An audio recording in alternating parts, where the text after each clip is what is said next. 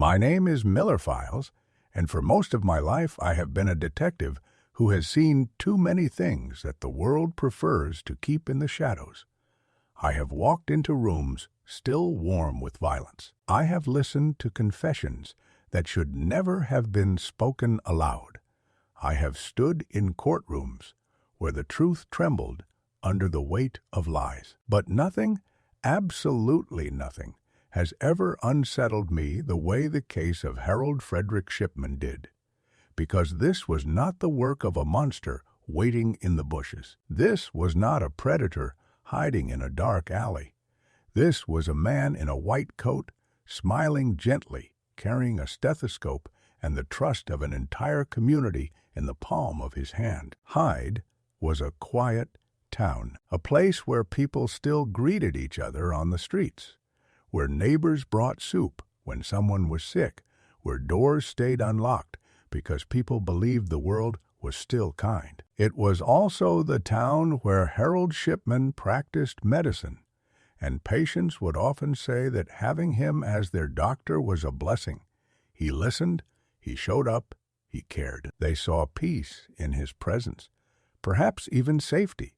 They didn't know that behind those calm eyes lived a man who believed he had the right to decide when their lives should end. When I first reviewed the timeline of deaths connected to him, I felt as if I were staring at a glacier, enormous, silent, and deadly, not because of what you see, but because of what lies beneath. The number of elderly women who died under Shipman's care was staggering, but each death on its own looked ordinary. That was his genius. Death in old age is society's blind spot. People accept it. They prepare for it. They don't question it. And Shipman used that acceptance as his camouflage. I began by examining the earliest reports of his career. There was nothing in his training, nothing in his credentials, nothing in his record that would have raised even a whisper of suspicion. He was reliable. He worked long hours. He wrote neat, meticulous notes. He seemed to care deeply for his elderly patients, visiting them at home, helping them feel comfortable. His colleagues admired his efficiency. His patients adored him. His community trusted him. And trust, when placed in the wrong hands, is the most lethal weapon imaginable.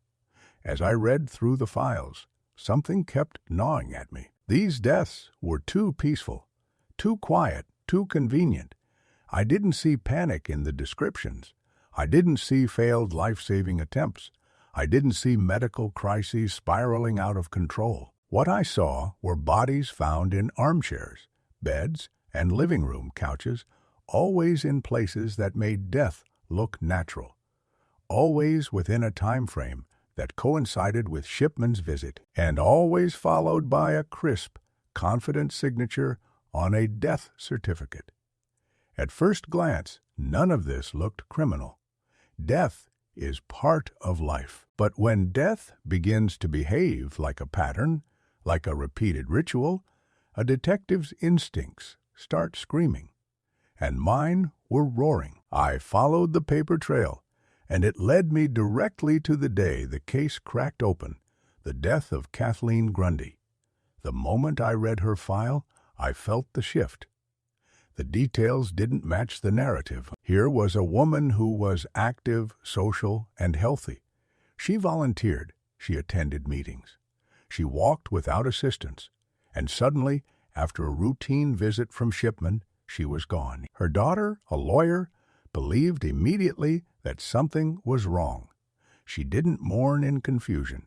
She reacted with suspicion, because she knew her mother. She knew her strength, and she knew her mind. The death alone would not have proven anything, but the appearance of a bazaar, while leaving everything to Shipman, transformed this from a tragedy into a crime scene. When I learned that the will had been typed on a machine identical to the one in Shipman's office, I felt the same cold sensation I feel when I know a trail has just revealed its destination. The police seized the machine, matched the impressions, and the truth emerged like a confession written in metal. It was forged, and once that door was opened, nothing could close it again. The exhumation of Mrs. Grundy was the moment this investigation stepped out of the realm of suspicion and into certainty.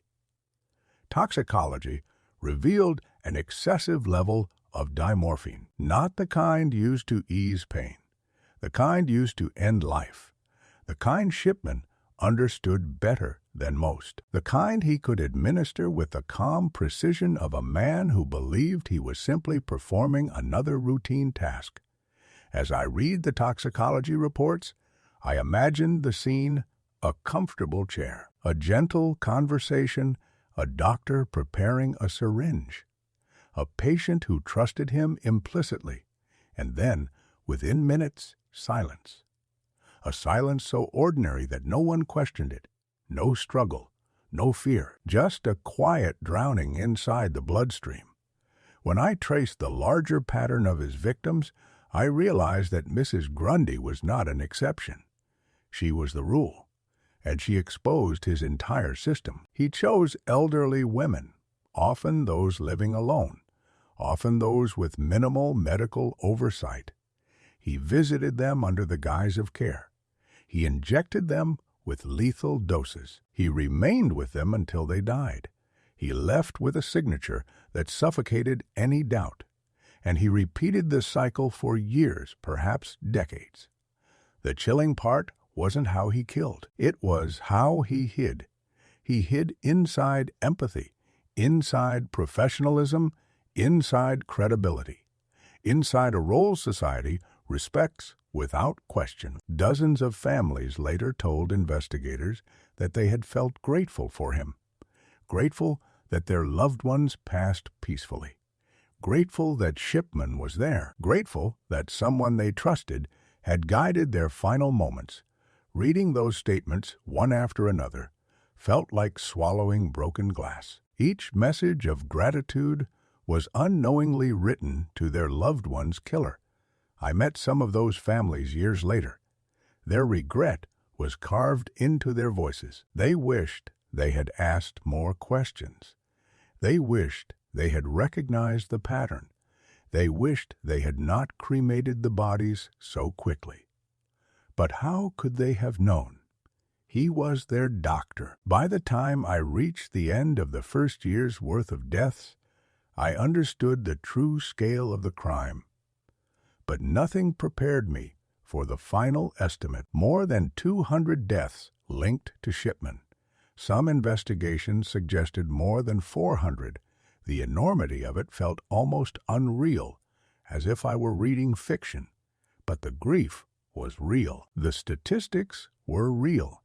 The loss was real. There was a question that kept echoing in my mind as I read file after file. Why? What drove him? What turned a trusted physician into an executioner? Psychologists suggested control, the intoxicating sense of deciding life and death, the godlike power of choosing when someone's story ends. And in every interview, in every transcript, in every note about his behavior, I saw the same chilling consistency. He never expressed remorse, not even the faintest trace. His actions were methodical, calm, detached. There was no chaos in his killings, only routine. When he was finally arrested, the community collapsed in disbelief. Some refused to believe it. Others blamed themselves for not seeing the signs. But how could they? Evil rarely announces itself, and Shipman was an expert at blending into the fabric of ordinary life. As I reached the final page of the last documented victim in this first part of the investigation, I felt a heaviness settle on me. This was not just a series of murders. This was a betrayal of the most sacred trust between human beings, the trust we give to those who care for our bodies. That betrayal spread through the town like poison. This is where our story begins, with a quiet town, with a trusted doctor, with a pattern no one dared to imagine, and with a truth so dark that it forces us to question not just one man, but the systems that allowed him to thrive. Because in Hyde, death was not an accident. It was a schedule, and Harold Shipman kept that schedule meticulously. When I entered the second stage of this investigation, I knew I was stepping into the heart of something far darker than a single forged will or one suspicious death. I was entering a landscape shaped by silence, where each quiet death added another layer to the shadow that Harold Shipman cast over Hyde. It became clear that if I wanted to understand the magnitude of what he had done, I needed to understand the pattern behind each life he ended. And patterns, no matter how well hidden, always reveal their architect. In the world of homicide investigations, patterns often emerge through chaos, frantic crime scenes, scattered traces, unpredictable bursts of violence. But in Shipman's case, the pattern lived in tranquility. His crime scenes were living rooms, kitchens, bedrooms, sunlit spaces where elderly patients waited for their doctor to check on them. There were no overturned chairs, no broken vases, no signs of resistance. The only constant was the stillness that followed his visits. As I studied each case, I felt as if I were piecing together a quilt sewn from hundreds of tragedies, each square nearly identical. An elderly woman found sitting upright in a favorite chair. A man discovered lying on a neatly made bed. A grandmother last seen by a neighbor who waved goodbye from her window. And then, only hours later, a doctor declaring that nature had simply done what nature does. Death had become a routine punctuation mark in the sentences of his patients' lives. But routine is suspicious when it repeats too perfectly. I turned to the medical records. Line after line, the same phrases appeared. Decline due to age, sudden cardiac arrest, passed peacefully. These notes were written with the confidence of a man whose authority was unquestioned. Yet, the more I read, the more I realized the records weren't describing medical truth. They were telling a story Shipman crafted for each victim. A story no one challenged. A story designed to erase questions. To reveal a killer hidden beneath a doctor's coat, I needed to find the thread he couldn't control. And eventually, I found it. Time. Time in the hands of a criminal often betrays the crime. Shipman's visits, typically, aligned almost perfectly with the estimated time of death. It didn't matter whether it was morning, afternoon, or early evening. The deaths always followed shortly after his arrival. It was as if death waited patiently for him to walk through the door. If it happened once or twice, no one would notice. But when it happened dozens upon dozens of times, the illusion of coincidence shattered. I interviewed families who remembered every detail of the day their loved ones passed. Their memories were steeped not in terror, but in innocence. They spoke of how the doctor had rung the doorbell with his usual calm, how he carried his medical bag with familiar confidence, how he walked into the room where their mother, father, or grandmother waited, and then, a short time later, how he emerged with sorrow in his voice, telling them their loved one had slipped away. One woman, her voice shaking even years later, told me she remembered how Shipman reassured her that her mother had not suffered. She said she even thanked him. I watched her face crumble as she realized what that meant. The gratitude she had once offered had been misplaced, handed to the man who had taken her mother's life. Her grief had been rewritten by the truth. That was when it struck me. Shipman wasn't just killing people. He was manipulating the emotional aftermath, shaping it into something that disarmed suspicion. He was not only choreographing death, he was choreographing grief. But the truth has a way of resurfacing when pushed too deep. When the exhumations began, the soil itself seemed to whisper the truth he had tried to bury. Each autopsy pulled the curtain back further, revealing the same signature over and over again: lethal levels of dimorphine in bodies of people who had no medical reason to receive it. It wasn't an overdose, it wasn't a mistake. It was deliberate. Dimorphine, in the right dose, can ease the worst pain, but in the dose Shipman used, it stops the heart with a cold efficiency. He knew its properties intimately. He knew how it traveled through the bloodstream, how quickly it silenced the lungs, how quietly it extinguished life. He understood the threshold between treatment and murder, and he crossed it without hesitation. The prosecution later argued that Shipman used dimorphine as a tool of control, but to me, after reading the records and listening to the stories, it felt like more than control. It felt like ritual. A ritual he repeated again and again, refining it each time, mastering the timing, perfecting the aftermath, hiding behind the cloak of medicine. The police investigators created a timeline of deaths, stretching back years, then decades.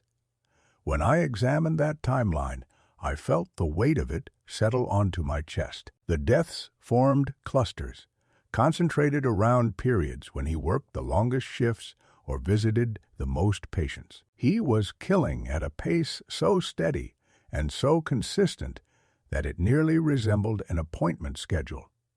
To understand the criminal, I had to understand the man. I reviewed interviews with his colleagues. Many described him as distant but competent, introverted but efficient. A doctor who worked alone, avoided partnerships, and disliked oversight. A man who insisted on controlling every step of his practice. Some colleagues felt uneasy around him, but couldn't articulate why. That's the effect of someone who hides cruelty beneath routine. You feel the edge of the blade without seeing it. It wasn't until I studied his behavior during the cremation forms that a disturbing truth crystallized. Shipman often encouraged families to cremate their loved ones quickly. He told them it was easier, cheaper, and what the patient would have wanted. He even offered to handle the paperwork. And he was always the witness. Cremation destroyed the evidence. Cremation made toxicology impossible. Cremation erased traces of dimorphine. He wasn't just killing them. He was erasing the proof. I spoke with one son who remembered Shipman pressing him gently, almost kindly, to choose cremation for his father. The son agreed. He told me that at the time he had appreciated the guidance. Only years later did he understand that he had helped destroy the only chance of proving the truth. That burden weighed heavily on him. A weight placed there by a doctor he once respected. As I walked deeper into this maze of deception, one question kept rising to the surface. How did he avoid suspicion for so long? Part of the answer lay in the nature of the victims. They were elderly. Many lived alone. Many were already vulnerable. When fragile lives end, society rarely asks why. Shipman exploited that cultural blind spot with precision. But the deeper answer was more chilling. He built his life around being beyond suspicion. He wore the perfect disguise, not a mask, but a profession.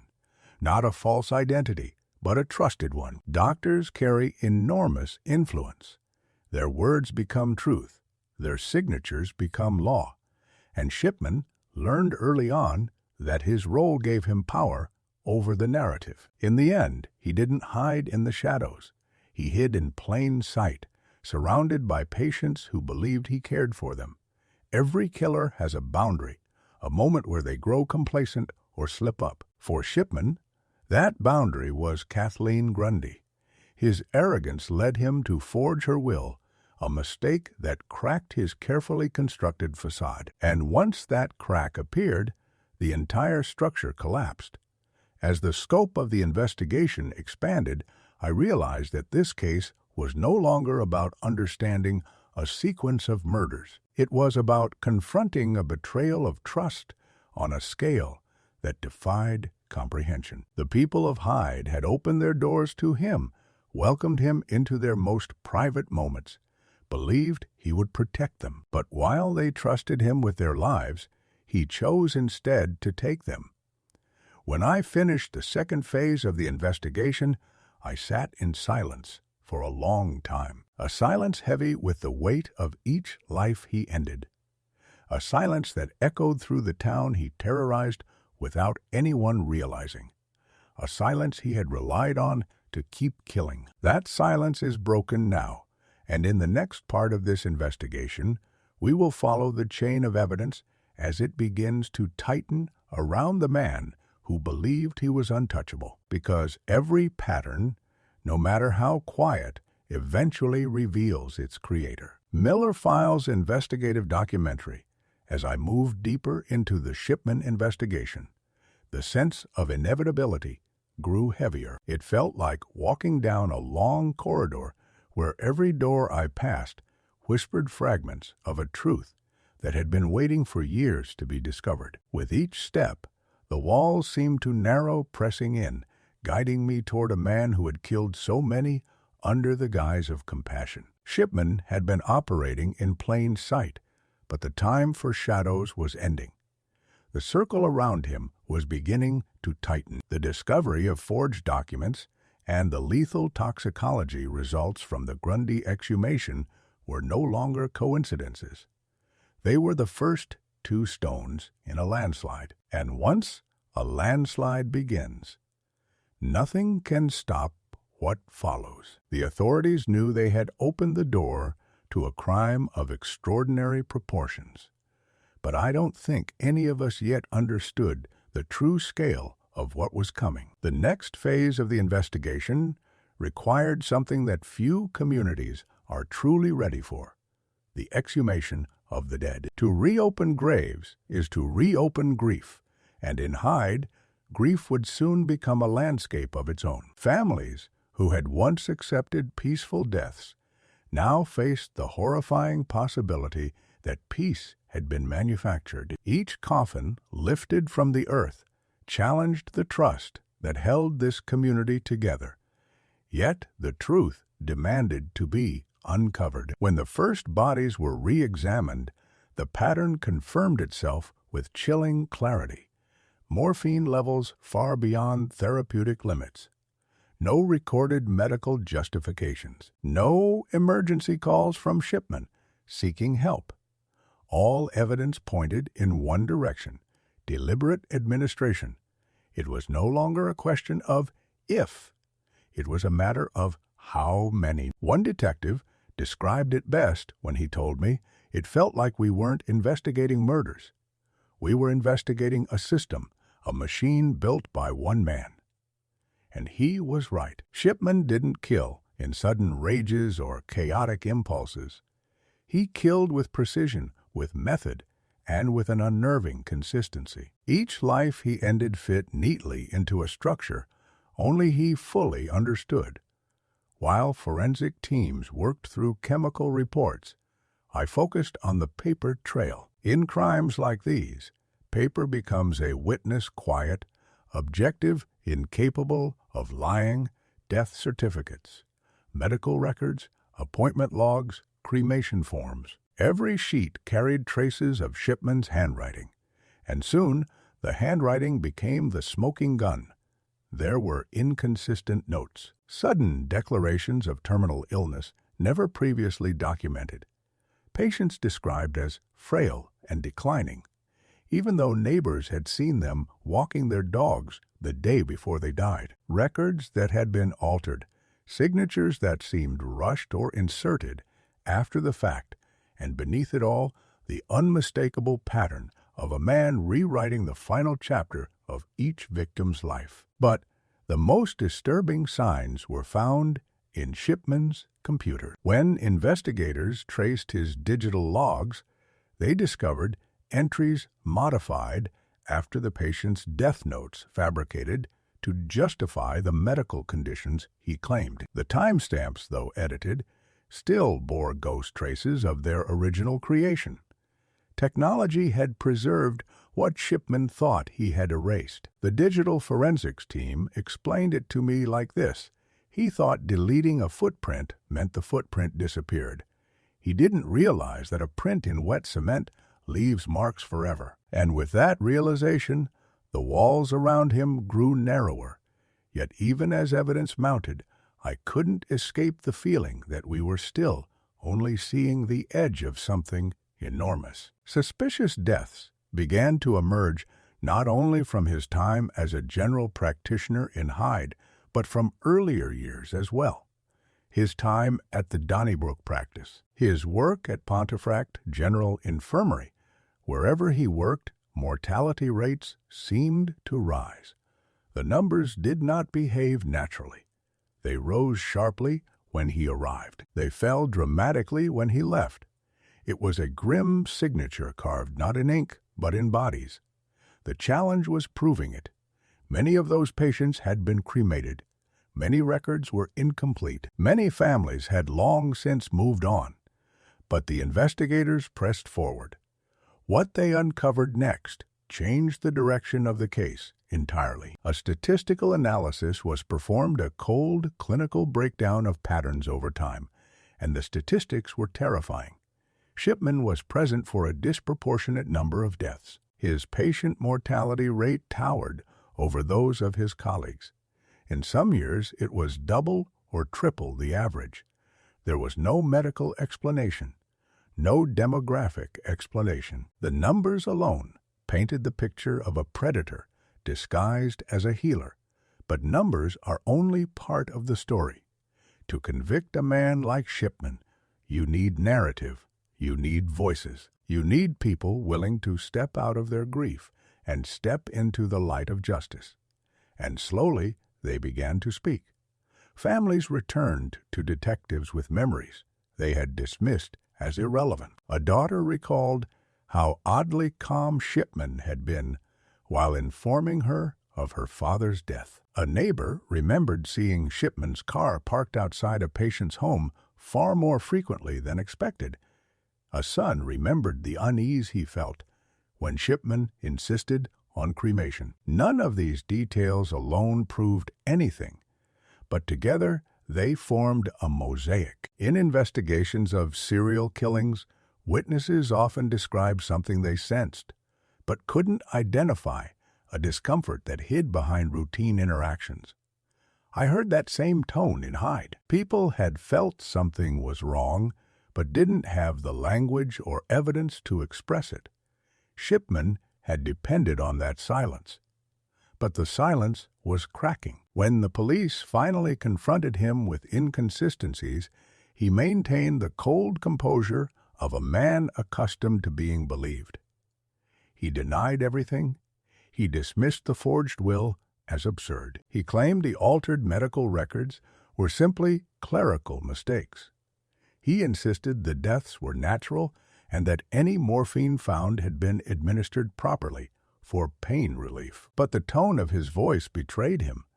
There was no grief, no shock, no sorrow for the community shaken by suspicion.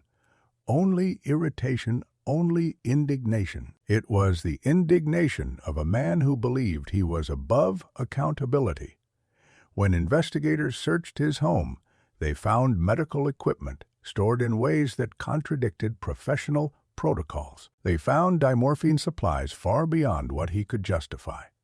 They found the typewriter used to forge Kathleen Grundy's will. They found appointment logs with concerning gaps. And they found the kind of disturbing personal writings that hinted at a deeper pathology. Even after the walls closed around him, Shipman never confessed, not once. His silence became its own kind of testimony, as loud as any admission. A wall that thick is built from arrogance. During this stage of the investigation, I spoke with a retired detective who had worked the case from the beginning. He told me something I've never forgotten. We weren't chasing a killer, he said. We were dismantling a belief system, the belief that a doctor would never harm his patient. And that belief was precisely the shield Shipman had used for decades. As the evidence piled high, The prosecution prepared for what would become one of the most important trials in British criminal history. They knew they were not only trying to convict a murderer, they were holding a system accountable. A system that had allowed one man to operate unchecked for years, because no one imagined he could be a threat. When the team completed the preliminary evidence chart, I took a deep breath as I read through it. The scale of the case was almost beyond comprehension. The number of potential victims stretched into the hundreds. The number of falsified documents grew into stacks. Patterns repeated like echoes. Each one was a life that could not speak for itself. But that is why detectives exist, to speak for those who cannot. And as we moved toward the courtroom, the full weight of every silent death pressed forward with us. The walls around Harold Shipman were now fully closed. And in the next chapter, we step into the trial that revealed just how many ghosts had been living in the quiet halls of Hyde. Miller Files' investigative documentary The Morning the trial began. I stood outside the courthouse in Manchester, watching a community gather under a gray sky that seemed to mirror the heaviness of what was about to unfold. It wasn't just a criminal case. It wasn't just a prosecution. This was the moment when an entire nation would look directly into the eyes of a man who had turned medicine into a weapon, a man who had transformed trust into a mechanism for killing, a man who would never admit to anything, even as the evidence towered over him like a mountain he pretended not to see. Inside the courtroom, the atmosphere was thick with a kind of collective breath-holding. The seats filled with grieving families, journalists, investigators, law students, and medical professionals who came to witness what many believed would be the most significant trial in modern British history. At the center of it all sat Harold Frederick Shipman, wearing the same calm expression he always wore, as if he were still the doctor from Hyde, whom everyone once trusted. He didn't look like a serial killer. He didn't radiate malice or fear. He looked like a man waiting for a consultation to begin. That was the unsettling part. There was no crack in his demeanor, no guilt in his posture, no hesitation. He was ice carved into the shape of a man. The prosecution began by laying out the skeletal structure of the case, piece by piece, each fragment of evidence forming a spine strong enough to carry the weight of hundreds of suspected murders. They presented the forged will of Kathleen Grundy, a document that had been Shipman's first true mistake. They showed the chemical analysis proving lethal injections of dimorphine. They displayed appointment logs and the manipulated medical records. And as each detail was brought forward, the courtroom seemed to shrink around him, pressing him further into the reality he continued to deny. Family members shifted in their seats as they listened, some gripping tissues, others gripping each other. Many had come seeking answers, if not closure. But closure would never truly come in a case like this. Not when the man responsible refused to acknowledge the lives he had taken. The prosecution called witness after witness. A neighbor who had seen Shipman's car outside a victim's home. A nurse who recalled Shipman's unusual access to controlled substances. A digital forensics expert who explained how timestamps revealed falsified entries in Shipman's medical system. The jury listened intently, their eyes often darting between the witnesses and the quiet man at the defense table. What struck me most was Shipman's posture. He never leaned forward, never reacted, never objected through his lawyers. He remained still, serene even, as though the trial was a mere inconvenience, a disruption to his routine, a formal annoyance rather than a reckoning. The judge watched him closely. Everyone watched him, and yet watching him told us nothing. He refused to reveal himself. His face remained a locked cabinet, hiding a truth too dark for most people to comprehend. When the prosecution presented the mortality statistics charts showing the unnatural spikes in patient deaths during his tenure, the courtroom grew silent in a different way. Not the silence of mourning, but of realization. A silence that said, "This is not coincidence. This is intention." The numbers were staggering. Each death a point on a graph. Each point a life stolen. Medical professionals in the audience bowed their heads. Some wept. They were confronting the deepest betrayal a doctor could commit. The betrayal of the oath to heal, replaced by a pattern of harm so vast it almost defied belief. Then came the testimony that shifted the emotional tone of the courtroom entirely. Relatives of victims stepped forward. Their voices trembled, but remained steady enough to carry the truth. A daughter spoke about her mother's laughter the day before she died. A son described how energetic his father had been just hours before Shipman arrived. A granddaughter recalled the warmth of her grandmother's hug. A hug she didn't know would be the last. Each story was a small resurrection, each memory a spark, pushing back against the cold silence Shipman had left behind. And with each word spoken, it became clearer that this trial was not simply about guilt or innocence. It was about reclaiming voices Shipman had silenced. As the prosecution presented its final evidence, a definitive toxicology comparison chart that linked all confirmed victims through a shared lethal pattern, the weight of the case became undeniable. The judge recessed for the day, but no one left the courtroom unchanged.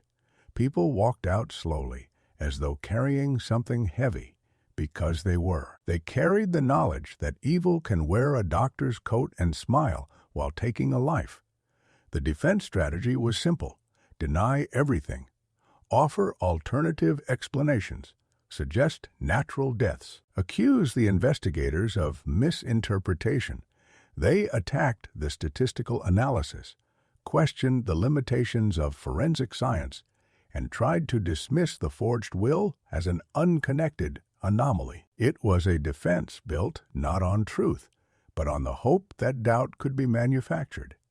But doubt requires space to breathe, and this courtroom had none left. What the defense could never counter was Shipman's behavior, not the evidence his behavior, his refusal to express sympathy, his absence of shock, his lack of sorrow, or even discomfort. He sat through every accusation as though he were above it, as though these proceedings were beneath his dignity.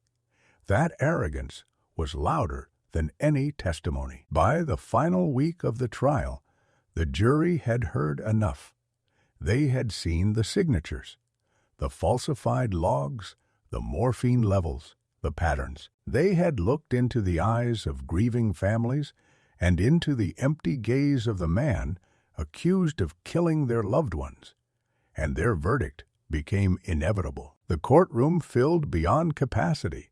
The morning the verdict was read, I stood near the back as people packed into every available space. Some believed justice was coming. Others feared it might not be enough. But all understood the gravity of what would be spoken.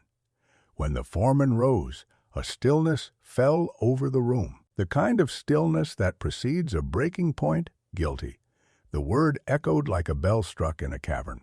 Guilty of murder, guilty of forgery, guilty of betrayal at a scale few could comprehend. One by one, the charges were read, and each time the same word returned: guilty. For the first time, Shipman's face changed, not with remorse, not with fear, but with annoyance, as though the verdict inconvenienced him more than the accusations ever had. It was a glimpse into the man he truly was, someone who viewed the lives around him as lesser, whose own ego stood above the suffering he had caused. The judge sentenced him to life imprisonment with the recommendation that he never be released. The courtroom exhaled a breath it had been holding for months. But justice, though necessary, did not erase the loss. When Shipman was led away, he did not look back. That silence was his final insult. The trial had ended, but the aftermath, the questions, the reforms, the grief was just beginning. And in the next and final chapter, we confront the legacy of Harold Shipman, the failures that enabled him, and the haunting truth of what it means when a healer becomes a harbinger of death. The trial was over, but the story was not. In fact, in many ways, the ending of the trial marked the beginning of a deeper reckoning, one that extended far beyond the courtroom walls. As Harold Shipman disappeared behind prison doors, the world outside was forced to confront a truth that felt almost impossible to accept. A trusted doctor had murdered his patients for decades, and no one had seen it until it was too late. The weight of that truth hung over Hyde like a dense fog, settling into homes, conversations, and memories.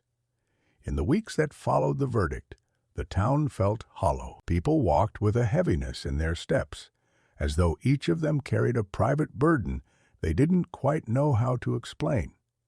Some grappled with guilt, others with anger, many with disbelief. How could a community so close-knit have missed something so monstrous? How could a man who seemed so ordinary have committed such extraordinary evil? I remember walking through Hyde on a cold morning shortly after the sentencing.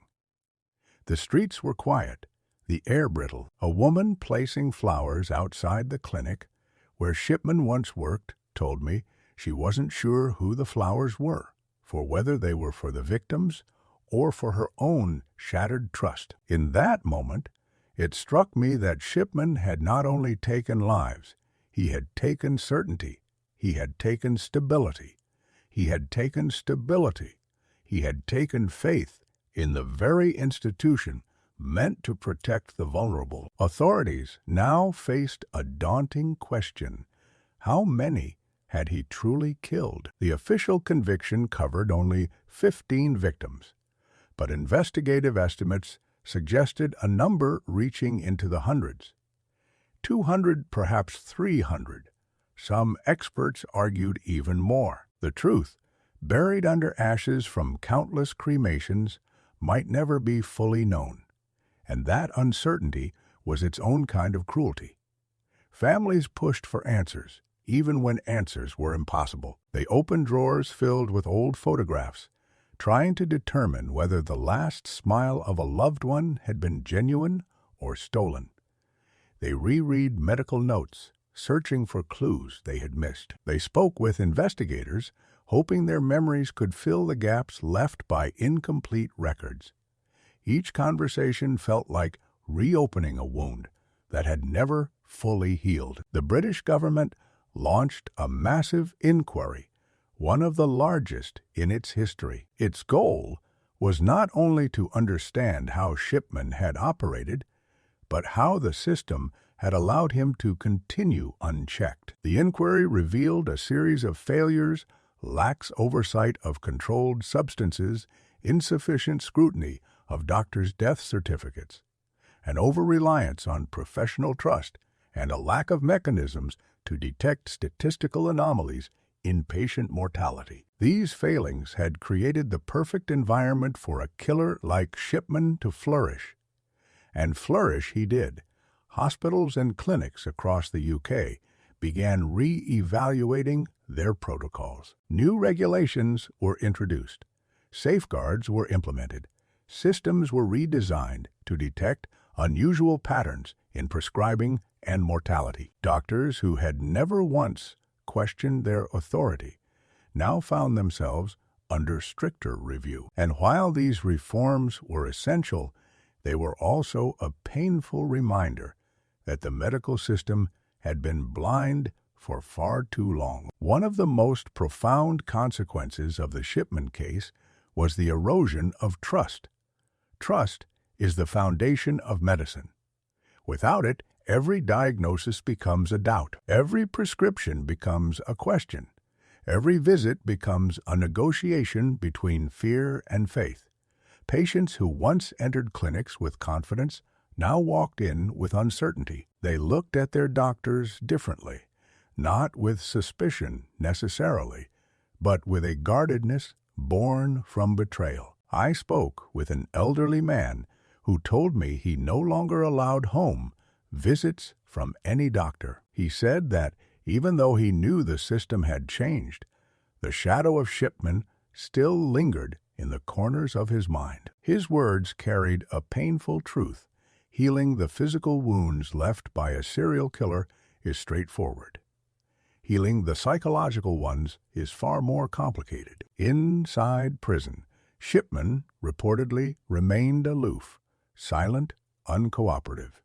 He neither apologized nor explained. Even as journalists clamored for interviews, even as psychologists sought to understand the mind behind the murders, he offered nothing. For a man who had controlled life and death with such precision, the idea of surrendering control, even through confession, seemed unthinkable. On the morning of January 13, 2004, Harold Shipman was found dead in his cell, having taken his own life.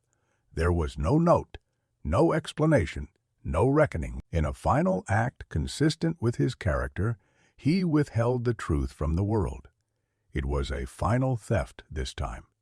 The theft of understanding, a chance for closure, denied. Reactions were mixed. Some families felt relief. Others felt robbed of the opportunity to hear him answer for his crimes. Some wondered whether he had acted out of conscience, while others believed he had acted out of spite. Whatever the reason, his death closed one chapter, but left many questions echoing unanswered. In the years since, the name Harold Shipman has become synonymous with the darkest potential of unchecked authority. His actions reshaped medical regulations, redefined how healthcare professionals are supervised, and cast a long, unrelenting shadow over the doctor-patient relationship. But beyond policy changes and institutional reforms, the most important legacy lies in the stories of those he harmed. I often think back to the families I spoke with throughout this investigation. The daughter who still kept her mother's teacup on the kitchen shelf. The man who avoided driving past the clinic because the sight of it made his chest tighten. The woman who said she no longer trusted her own instincts. These were the real scars left by Shipman, the kind that linger in quiet moments, not visible to the world, but heavy for those who carry them. As I close this final chapter, I reflect on what this case taught me, not just as a detective, but as a human being. Evil does not always roar. Sometimes it whispers. Sometimes it speaks with the voice of reassurance. Sometimes it wears a stethoscope. And sometimes it looks exactly like the person we are supposed to trust the most. The story of Harold Shipman is not merely the story of a killer. It is the story of complacency, of systemic blind spots, of the dangerous assumption that appearance equals goodness. It is a story that forces us to confront uncomfortable truths about how easily darkness can hide in plain sight. I have walked through many crime scenes in my life, but none has stayed with me like this, because the victims were not found in alleyways or abandoned buildings. They were found in their homes, in their chairs, in their beds. They were found in the places where they felt safest, and that is the greatest tragedy of all. My name is Miller Files, and this concludes the investigation into one of the most chilling betrayals in modern history. May the voices silenced by Harold Shipman never be forgotten, and may we never again allow trust to blind us to the truth hiding in front of us.